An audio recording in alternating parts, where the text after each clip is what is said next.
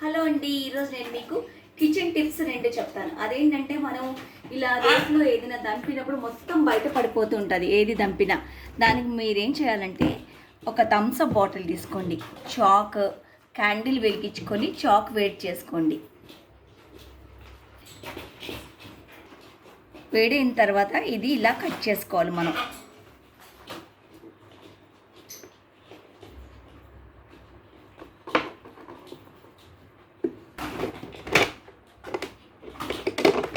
ఇప్పుడు ఇదిగోండి, ఇది ఇలా పెట్టేసుకొని థమ్స్అప్ది దీనిలో మనం ఇట్లా దంపేసుకోవాలన్నమాట.